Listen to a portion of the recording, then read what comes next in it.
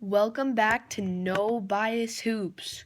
The first topic we're going to talk about is 3 NBA players who would be so much better on different teams.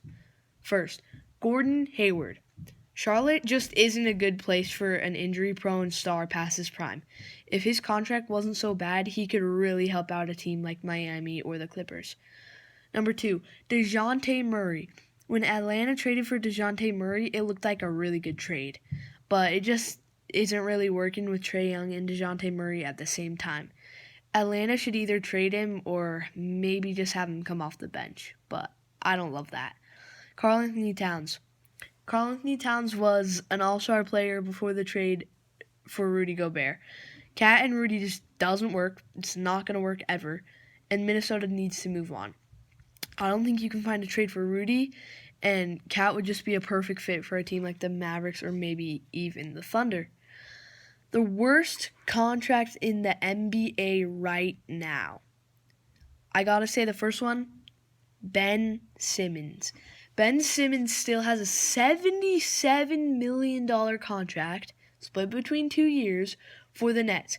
He never plays and is honestly not a good NBA player anymore. When Brooklyn gets off that contract, they should definitely target someone like DeMar DeRozan, because I think they could be ready to win in a couple moves. The second contract, Duncan Robinson. Duncan Robinson is making a guaranteed $19 million a year for the next 2 seasons. On the last year, he has a player option that he will obviously accept, worth also $19 million. He never plays, and he's more of a catch-and-shoot 3 player than an actual small forward. If he meets a bunch of requirements, he could make up to $70 million next season. Obviously won't happen, but Miami still needs to find a trade for him. Third, Bradley Beal.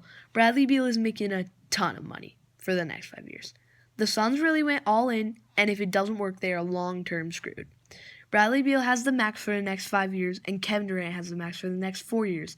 If they don't win it all this year or next year, the Suns are going to be in the same exact situation as LA Clippers. They need to win, or else, watch out, Phoenix. Third, Victor Wembanyama. I'll admit, I was a hater.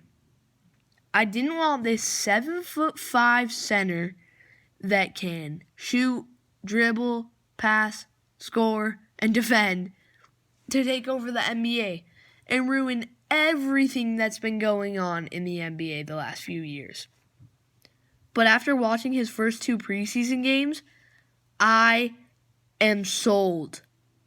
I will admit, he probably isn't going to be as good as a shooter as people thought, but he is still going to be good. Man, if he stays healthy, he's going to be elite.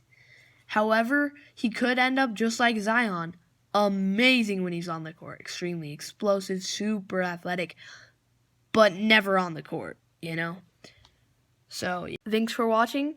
If you liked it, please like and subscribe. It'll really help out the channel. Thanks. See you next time.